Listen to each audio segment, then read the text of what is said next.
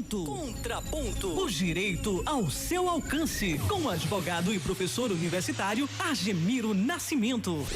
Contraponto. Bom dia a todos, bom dia Fernanda, bom dia ouvinte, nessa quarta-feira chuvosa. Vamos lá. A sombra da ditadura.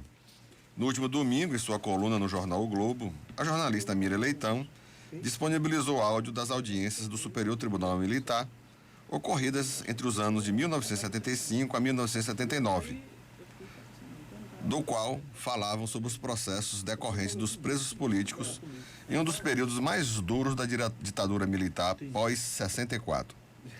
Estes áudios são frutos de um trabalho acadêmico do professor Carlos Fico, da Universidade Federal Fluminense.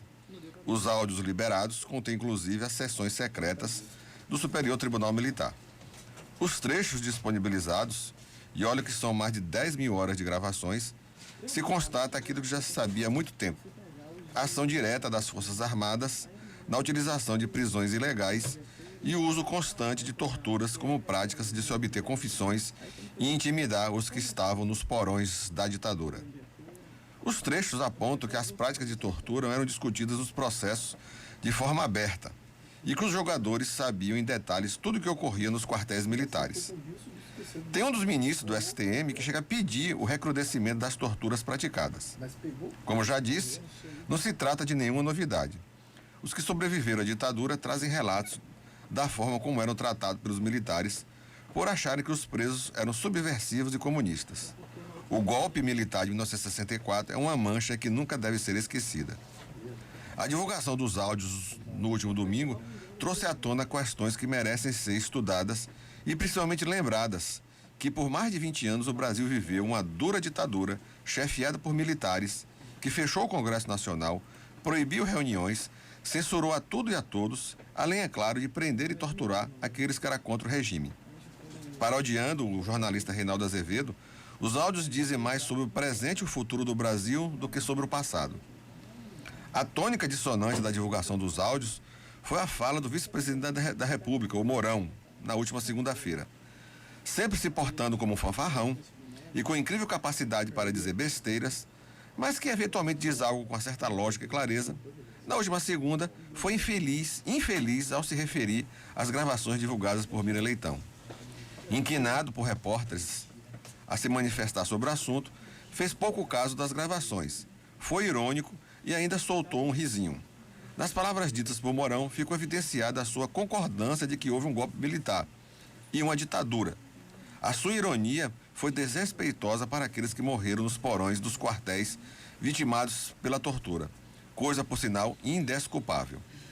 No entanto, no dia de ontem, o Mourão lançou uma nota afirmando que em 64 houve uma revolução democrática e que isso trouxe a democracia para o Brasil. Quanto à ironia em relação aos áudios, nada disse e nem se desculpou.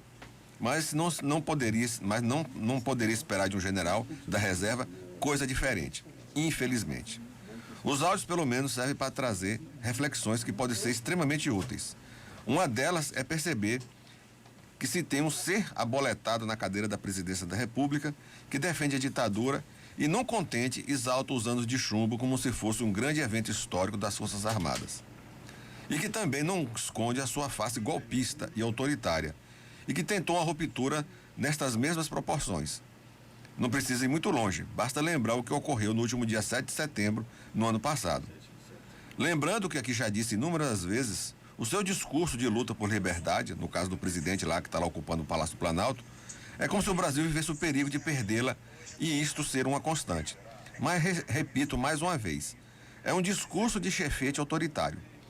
Isso sem falar que o distinto não perde a oportunidade de exaltar o militar Ustra, notório torturador que foi condenado pela justiça por tais práticas. Ele, inclusive, disse que tem um livro dele que ele leu, mas não sei se ele leu não, né? Não sei nem se ele sabe ler. Esses áudios trazem pelo menos algumas certezas. Entre elas, que a democracia brasileira corre risco.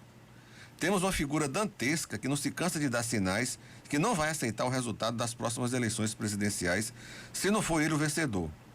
Gente que endossa essa ideia não falta. Existem grupos reacionários que se utilizam das redes sociais para atacar os valores da democracia com clara intenção de implantar uma governança de extrema-direita, sem imprensa para atrapalhar, um parlamento controlado e um poder judiciário subserviente. Se me perguntarem se tudo isso vai acontecer, diria que, se não ficarmos alerta, a chance de ocorrer é real e próxima. O presidente da República é tosco e ignorante, mas a sua alma é grotesca e ditatorial. Se não combatê-los nas urnas, pode se eternizar na presidência da República. Depois, não diga que não falei nada. Então, amigos, bom dia a todos e até a próxima segunda-feira. Contraponto.